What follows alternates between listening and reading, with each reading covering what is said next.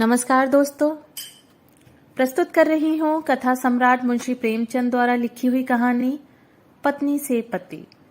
उम्मीद करती हूँ आप सबको ये कहानी जरूर पसंद आएगी। मिस्टर सेठ को सभी हिंदुस्तानी चीजों से नफरत थी और उनकी सुंदरी पत्नी गोदावरी को सभी विदेशी चीजों से चिढ़, मगर धैर्य और विनय भारत की देवियों का आभूषण है। गोदावरी दिल पर हजार जब्र करके पति की लाई हुई विदेशी चीजों का व्यवहार करती थी, हालांकि भीतर ही भीतर उसका हृदय अपनी परवशता पर रोता था। वह जिस वक्त अपने छज्जे पर खड़ी होकर सड़क पर निगाह दौड़ाती और कितनी ही महिलाओं को खद्दर की साड़ियां पहने गर्भ से सिर उठाए चलते देखती, तो उसके भीतर की वेदना एक ठंडी आह बनकर निकल जाती थी। उसे ऐसा मालूम होता था कि मुझसे ज्यादा बदनसीब औरत संसार में नहीं है। मैं अपने स्वदेश वासियों की इतनी भी सेवा नहीं कर सकती। शाम को मिस्टर सेठ के आग्रह करने पर वह कहीं मनोरंजन या सैर के लिए जाती तो विदेशी कपड़े पहने हुए निकलती। शर्म से उसकी गर्दन झुक जाती थी। वह पत्रों में महिलाओं के जोश भरे व्याख्यान पढ़ती तो उसकी आंखें जगमगा उठती। थोड़ी देर के लिए वह भूल जाती कि मैं यहाँ बंधनों में जकड़ी हुई हूँ। होली का दिन था। 8 बजे रात का समय। स्वदेश के नाम पर बिके हुए अनुरागियों का जुलूस आकर मिस्टर सेठ के मकान के सामने रुका और उसी चौड़े मैदान में विलायती कपड़ों की होलियां लगाने की तैयारियां होने लगी।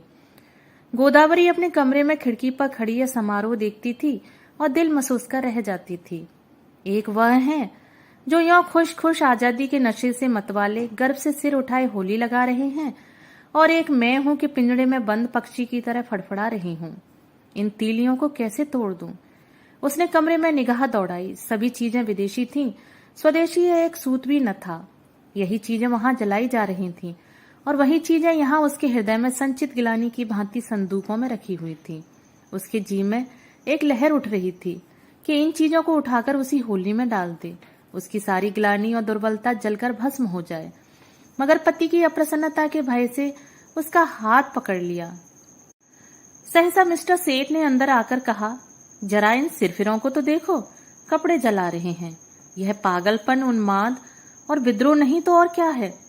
किसी ने सच कहा है, हिंदुस्तानियों को ना अक्ल आई है ना आएगी। कोई कल भी तो सीधी नहीं। गोदावरी ने कहा, तुम भी हिंदुस्तानी हो? सेठ ने गर्म होकर कहा, हाँ, लेकिन मुझे इसका हमेशा खेद रहता है कि ऐसे अभागे देश में क्यों पैदा हुआ। मैं नहीं चाहता कि कोई मुझे हिंदुस्तानी कहे या समझे। कम से कम मैंने आचार व्यवहार, वेशभूषा, रीति नीति, कर्म वचन में कोई ऐसी बात नहीं रखी जिससे हमें कोई हिंदुस्तानी होने का कलंक लगाए। पूछिए, जब हमें 8 आने गज में बढ़िया कपड़ा मिलता है तो हम क्यों मोटा टाट खरीदें? इस विषय में हर एक को पूरी स्वाधीनता होनी चाहिए। न जाने क्यों गवर्नमेंट ने इन दुष्टों को यहाँ जमा होने दिया।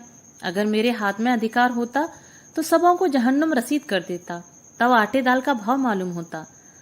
गोदावरी ने अपने शब्दों में तीक्ष्ण तिरस्कार भर के कहा, तुम्हें अपने भाइयों का जरा भी ख्याल नहीं आता? भारत के सिवा और भी कोई देश है जिस पर किसी दूसरी जाति का शासन हो? छोटे छोटे राष्ट्र भी किसी दूसरी जाति के गुलाम बनकर नहीं रहना चाहते। क्या एक हिंदुस्तानी के लिए यह लज्जा की बात नहीं है कि वह अपने थोड़े से फायदे के लिए सरकार का साथ देकर अपने ही भाइयों के साथ अन्याय करे? सेठ ने भौहें चढ़ाकर कहा, मैं इन्हें अपना भाई नहीं समझता। गोदावरी, आखिर तुम्हें सरकार जो वेतन देती है वह इन्हीं की जेब से तो आता है। सेठ, मुझे इससे कोई मतलब नहीं कि मेरा वेतन किसकी जेब से आता है। मुझे जिसके हाथ से मिलता है वह मेरा स्वामी है। न जाने इन दुष्टों को क्या सनक सवार हुई। कहते हैं भारत आध्यात्मिक देश है। क्या आध्यात्म का यही आशय है कि परमात्मा के विधानों का विरोध किया जाए? जब यह मालूम है कि परमात्मा की इच्छा के विरुद्ध एक पत्ती भी नहीं हिल सकती, तो यह कैसे मुमकिन है कि इतना बड़ा देश परमात्मा की मर्जी के बगैर अंग्रेजों के अधीन हो? क्यों इन दीवानों को इतनी अक्ल नहीं आती कि जब तक परमात्मा की इच्छा न होगी कोई अंग्रेजों का बाल भी बांका न कर सकेगा? गोदावरी, तो फिर क्यों नौकरी करते हो? परमात्मा की इच्छा होगी तो आप भोजन मिल जाएगा। बीमार होते हो तो क्यों दौड़े वैद्य के पास जाते हो? परमात्मा उन्हीं की मदद करता है जो अपनी मदद आप करते हैं। सेठ, बेशक करता है, लेकिन अपने घर में आग लगा देना, घर की चीजों को जला देना, ऐसे काम है जिन्हें परमात्मा कभी पसंद नहीं कर सकता। गोदावरी, तो यहाँ के लोगों को चुपचाप बैठे रहना चाहिए। सेठ, नहीं, रोना चाहिए।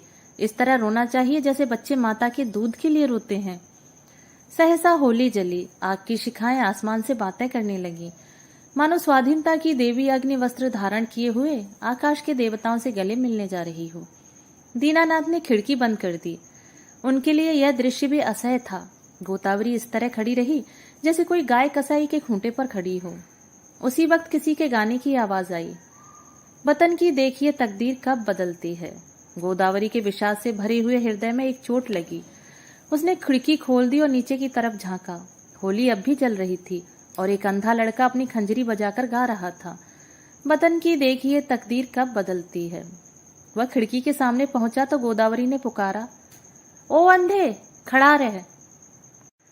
अंधा खड़ा हो गया। गोदावरी ने संदूक खोला, पर उसमें उसे 1 पैसा मिला। नोट और रुपए थे, मगर अंधे फकीर को नोट या रुपए देने का तो सवाल ही न था। पैसे अगर 2-4 मिल जाते तो इस वक्त वह जरूर दे देती, पर वहां 1 ही पैसा था, वह भी इतना घिसा हुआ कि कहार बाजार से लौटा लाया था। किसी दुकानदार ने ना लिया था। अंधे को वह पैसा देते हुए गोदावरी को शर्म आ रही थी। वह जरा देर तक पैसे को हाथ में लिए संशय में खड़ी रही। तब अंधे को बुलाया और पैसा दे दिया। अंधे ने कहा, माताजी कुछ खाने को दीजिए, आज दिन भर से कुछ नहीं खाया। गोदावरी, दिन भर मांगता है तब भी तुझे खाने को नहीं मिलता। अंधा, क्या करूं माता, कोई खाने को नहीं देता। गोदावरी, इस पैसे का चवैना लेकर खा ले। अंधा, खा लूंगा माताजी, भगवान आपको खुश रखे। अब यहीं सोता हूँ। दूसरे दिन प्रातःकाल कांग्रेस की तरफ से एक आम जलसा है। मिस्टर सेठ ने विलायती टूथ पाउडर, विलायती ब्रश से दांतों पर मला, विलायती साबुन से नहाया, विलायती चाय विलायती प्यालियों में पी, विलायती बिस्किट विलायती मक्खन के साथ खाया, विलायती दूध पिया, फिर विलायती सूट धारण करके विलायती सिगार मुंह में दबाकर घर से निकले और अपनी मोटरसाइकिल पर बैठ फ्लावर शो देखने चले गए। गोदावरी को रात भर नींद नहीं आई। दुराशा और पराजय की कठिन यंत्रणा किसी कौड़े की तरह उसके हृदय पर पड़ रही थी। ऐसा मालूम होता था कि उसके कंठ में कोई कड़वी चीज अटक गई है। मिस्टर सेठ को अपने प्रभाव में लाने की उसने वह सब योजनाएं की जो एक रमणी कर सकती है, पर उस भले आदमी पर उसके सारे हाव भाव, मृदु मुस्कान और वाणी विलास का कोई असर न हुआ। खुद को स्वदेशी वस्त्रों के व्यवहार करने पर क्या राजी होते। गोदावरी के लिए एक खद्दर की साड़ी लाने पर भी सहमत न हुए। यहाँ तक कि गोदावरी ने उनसे कभी कोई चीज मांगने की कसम खा ली। क्रोध और ग्लानि ने उसकी सद्भावना को इस तरह विकृत कर दिया जैसे कोई मैली वस्तु निर्मल जल को दूषित कर देती है। उसने सोचा, जब ये मेरी इतनी सी बात नहीं मान सकते, तब फिर मैं क्यों इनके इशारे पर चलूं, क्यों इनकी इच्छाओं की लौंडी बनी रहूं। मैंने इनके हाथ कुछ अपनी आत्मा नहीं बेची है। अगर आज ये चोरी या गबन करें तो क्या मैं सजा पाऊंगी? उसकी सजा ये खुद झेलेंगे। उसका अपराध इनके ऊपर होगा। इन्हें अपने कर्म और वचन का अख्तियार है, मुझे अपने कर्म और वचन का अख्तियार। ये अपनी सरकार की गुलामी करें, अंग्रेजों की चौखट पर नाक रगड़ें, मुझे क्या गरज है कि उसमें उनका सहयोग करूं। जिसमें आत्माभिमान नहीं, जिसने अपने को स्वार्थ के हाथों बेच दिया, उसके प्रति अगर मेरे मन में भक्ति न हो तो मेरा दोष नहीं। यह नौकर है या गुलाम? नौकरी और गुलामी में अंतर है। नौकर कुछ नियमों के अधीन अपना निर्दिष्ट काम करता है। वह नियम स्वामी और सेवक दोनों ही पर लागू होते हैं। स्वामी अगर अपमान करे, अपशब्द कहे, तो नौकर उसको सहन करने के लिए मजबूर नहीं। गुलाम के लिए कोई शर्त नहीं, उसकी दैहिक गुलामी पीछे होती है, मानसिक गुलामी पहले ही हो जाती है। सरकार ने इनसे कब कहा है कि देशी चीजें न खरीदो? सरकारी टिकटों तक पर यह शब्द लिखे होते हैं, स्वदेशी चीजें खरीदो।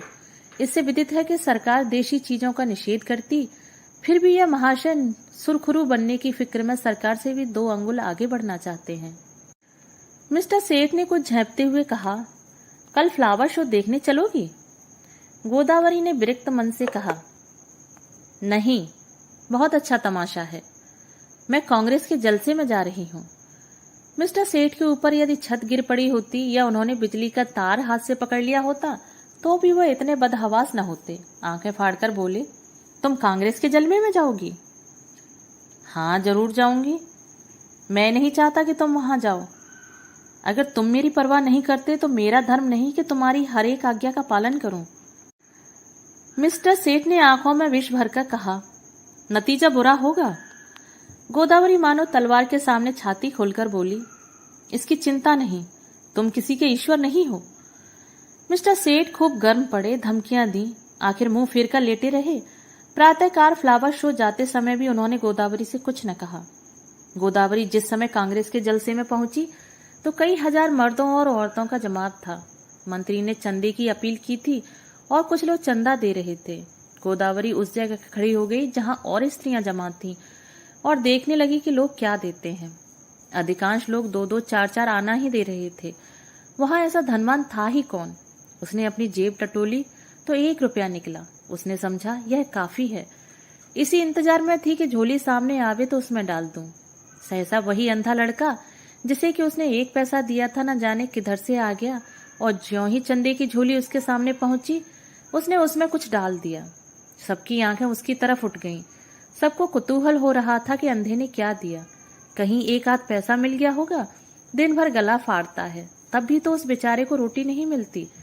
अगर यही गाना और साज के साथ कोई महफिल में होता तो रुपए बरसते, लेकिन सड़क पर गाने वाले अंधे की कौन परवाह करता है।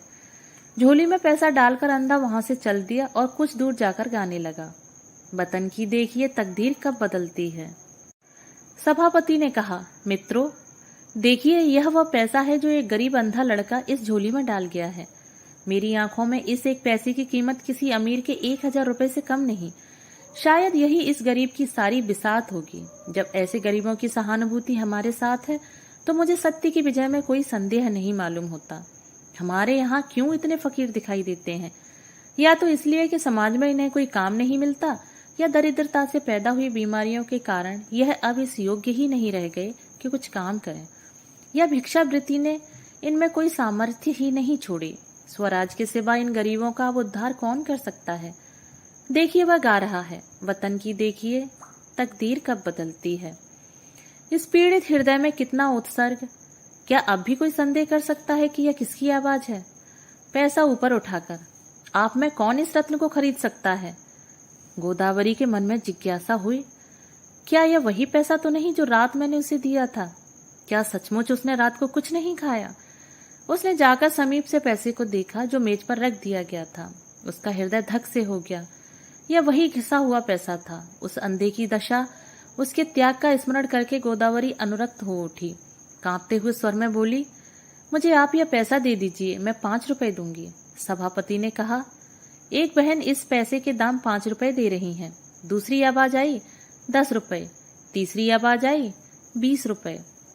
गोदावरी ने इस अंतिम व्यक्ति की ओर देखा। उसके मुख पर आत्माभिमान झलक रहा था, मानो कह रहा हो कि यहाँ कौन है जो मेरी बराबरी कर सके।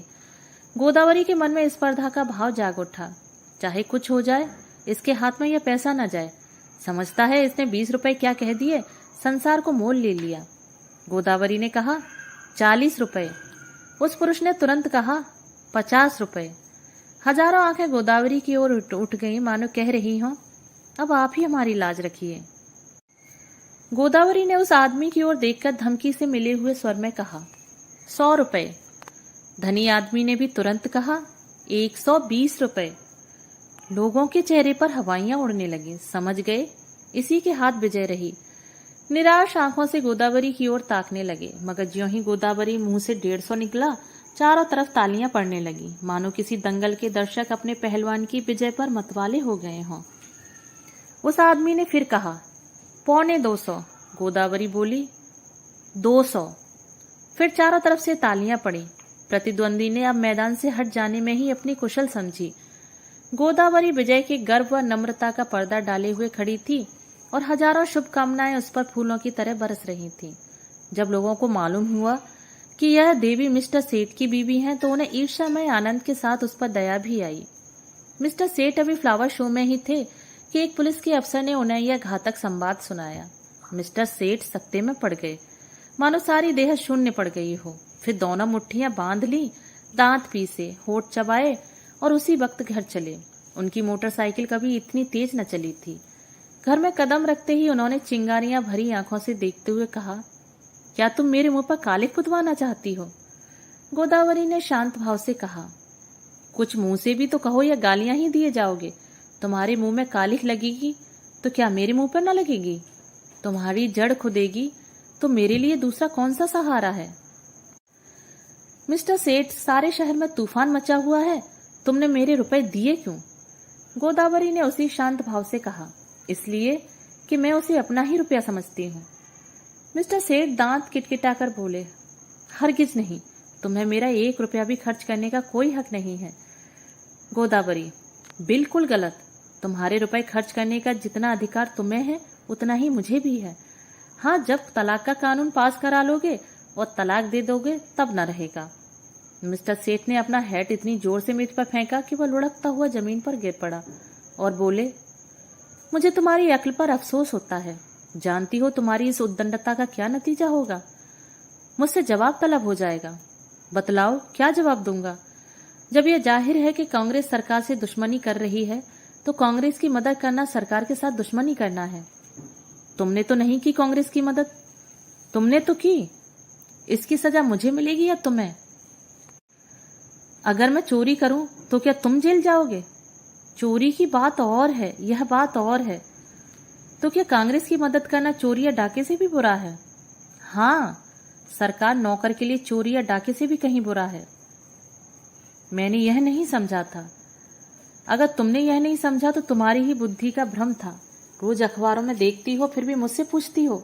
एक कांग्रेस का आदमी प्लेटफॉर्म पर बोलने खड़ा होता है तो 20 सादे कपड़े वाले पुलिस अफसर उसकी रिपोर्ट लेने बैठते हैं। कांग्रेस के सरगनाओं के पीछे कई कई मुखबिर लगा दिए जाते हैं जिनका काम यही है कि उन पर कड़ी निगाह रखे। चोरों के साथ तो इतनी सख्ती कभी नहीं की जाती, इसीलिए हजारों चोरियां और डाके और खून रोज होते रहते हैं। किसी का कुछ पता नहीं चलता, न पुलिस इसकी परवाह करती है। मगर पुलिस को जिस मामले में राजनीति की गंध भी आ जाती है, फिर देखो पुलिस की मुस्तैदी। इंस्पेक्टर जनरल से लेकर कांस्टेबल तक एड़ियों तक का जोर लगाते हैं। सरकार को चोरों से भय नहीं, चोर सरकार पर चोट नहीं करता। कांग्रेस सरकार के अख्तियार पर हमला करती है, इसीलिए सरकार भी अपनी रक्षा के लिए अपने अख्तियार से काम लेती है। यह तो प्रकृति का नियम है। मिस्टर सेठ आज दफ्तर चले तो उनके कदम पीछे रह जाते थे। न जाने आज वहां क्या हाल हो।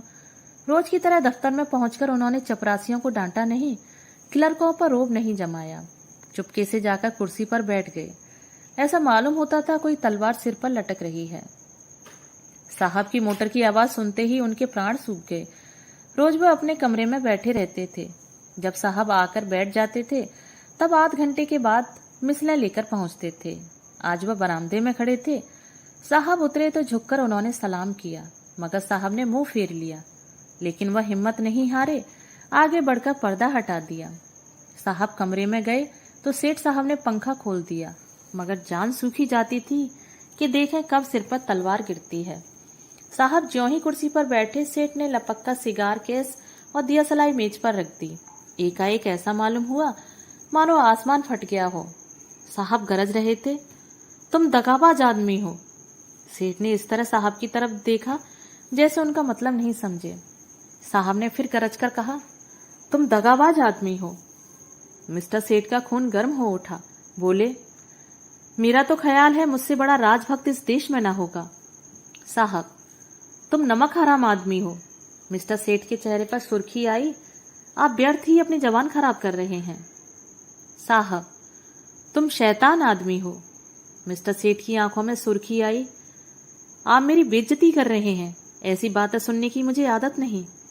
साहब, चुप रहो, यू ब्लडी। तुमको सरकार 500 रुपए इसलिए नहीं देती कि तुम अपने वाइफ के हाथ से कांग्रेस का चंदा दिलवाओ। तुमको इसलिए सरकार रुपया नहीं देता। मिस्टर सेठ को अब अपनी सफाई देने का अवसर मिला। बोले, मैं आपको विश्वास दिलाता हूं कि मेरी वाइफ ने सरासर मेरी मर्जी के खिलाफ रुपए दिए हैं। मैं तो उस वक्त फ्लावर शो देखने गया था जहां मिस फ्रांक का गुलदस्ता 5 रुपए में लिया। वहां से लौटा तो मुझे यह खबर मिली। साहब, ओ, तुम हमको बेवकूफ बनाता है। यह बात अग्निशिला की भांति ज्यों ही साहब के मस्तिष्क में घुसी, उनके मिजाज का पारा उबाल के दर्जे तक पहुंच गया। किसी हिंदुस्तानी की इतनी मजाल कि उन्हें बेवकूफ बनाए। वह जो हिंदुस्तान के बादशाह हैं, जिनके पास बड़े बड़े ताल्लुकेदार सलाम करने आते हैं, जिनके नौकरों को बड़े बड़े रईस नजराना देते हैं, उन्हीं को कोई बेवकूफ बनाए। उसके लिए वह असह्य था। रूल उठाकर दौड़ा। लेकिन मिस्टर सेठ भी मजबूत आदमी थे। यो वह हर तरह की खुशामद किया करते थे, लेकिन वह अपमान स्वीकार न कर सके। उन्होंने रूल को तो हाथ पर लिया और एक डग आगे बढ़कर ऐसा घूंसा साहब के मुंह पर रसीद किया कि साहब की आंखों के सामने अंधेरा छा गया। वह इस मुष्टि प्रहार के लिए तैयार न थे। उन्हें कई बार इसका अनुभव हो चुका था कि नेटिव बहुत शांत, दब्बू और गमखोर होता है। विशेषकर साहबों के सामने तो उसकी जबान तक नहीं खुलती। कुर्सी पर बैठकर नाक का खून पहुंचने लगा। फिर मिस्टर सेठ से उलझने की उसकी हिम्मत न पड़ी, मगर दिल में सोच रहा था इसे कैसे नीचा दिखाऊं। मिस्टर सेठ भी अपने कमरे में जाकर इस परिस्थिति पर विचार करने लगे। उन्हें बिल्कुल खेद न था, बल्कि वो अपने साहस पर प्रसन्न थे। इसकी बदमाशी तो देखे कि मुझ पर रूल चला दिया। जितना दबता था उतना ही दबाया जाता था। मैम यारों के लिए घुमा करती हैं, उससे बोलने की हिम्मत न पड़ती। मुझसे शेर बन गया। अब दौड़ेगा कमिश्नर के पास, मुझे बर्खास्त कराए बगैर न छोड़ेगा। यह सब कुछ गोदावरी के कारण हो रहा है। बेइज्जती तो हो ही गई, अब रोटियों को भी मोहताज होना पड़ेगा। मुझसे तो कोई पूछेगा भी नहीं। बर्खास्तगी का परवाना आ जाएगा, अपील कहाँ होगी। सेक्रेटरी हैं हिंदुस्तानी, मगर अंग्रेजों से भी ज्यादा अंग्रेज। होम मेंबर भी हिंदुस्तानी है, मगर अंग्रेजों के गुलाम। गोदावरी के चंदे का हाल सुनते ही उन्हें जूड़ी चढ़ाएगी। न्याय की किसी से आशा नहीं, अब यहाँ से निकल जाने में ही कुशल है। उन्होंने तुरंत एक इस्तीफा लिखा और साहब के पास भेज दिया। साहब ने उस पर लिख दिया, बर्खास्त। दोपहर को जब मिस्टर सेठ मुंह लटकाए हुए घर पहुंचे तो गोदावरी ने पूछा, आज जल्दी कैसे आ गए? मिस्टर सेठ दहकती हुई आंखों से देखकर बोले, जिस बात पर लगी थी वह हो गई, अब रो सिर हाथ रखकर। गोदावरी, बात क्या हुई, कुछ कहो भी तो। सेठ, बात क्या हुई? उसने आंखें दिखाई, मैंने चांटा जमाया और इस्तीफा देकर चला आया। गोदावरी, इस्तीफा देने की क्या जल्दी थी? सेठ, और क्या सिर के बाल नुचवाता? तुम्हारा यही हाल है तो आज नहीं कल अलग होना ही पड़ता। गोदावरी, खैर जो हुआ अच्छा ही हुआ, आज से तुम भी कांग्रेस में शरीक हो जाओ।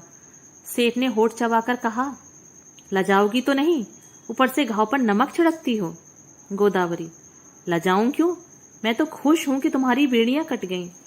सेठ, आखिर कुछ सोचा है, काम कैसे चलेगा? गोदावरी, सब सोच लिया है, मैं चलकर दिखा दूंगी। हाँ, मैं जो कुछ कहूं वह तुम किए जाना। अब तक मैं तुम्हारे इशारों पर चलती थी, अब से तुम मेरे इशारे पर चलना। मैं तुमसे किसी बात की शिकायत न करती थी। तुम जो कुछ खिलाते थे खाती थी, जो कुछ पहनाते थे पहनती थी। महल में रखते थे महल में रहती, झोंपड़ी में रखते झोंपड़ी में रहती। उसी तरह तुम भी रहना। जो काम करने को कहूं वह करना, फिर देखूं कैसे काम नहीं चलता। बड़प्पन सूट बूट और ठाट बाट में नहीं, जिसकी आत्मा पवित्र हो वही ऊंचा है। आज तक तुम मेरे पति थे, आज से मैं तुम्हारा पति हूं। सेठ जी उसकी ओर स्नेह की आंखों से देखकर हंस पड़े। दोस्तों, अभी आप सुन रहे थे मुंशी प्रेमचंद की लिखी हुई कहानी पत्नी से पति। अगर आपको ये कहानी पसंद आई हो तो मेरे चैनल को सब्सक्राइब और मेरी वीडियो को लाइक और शेयर जरूर करें और अपने सुझाव मुझे कमेंट बॉक्स में साझा करें। धन्यवाद।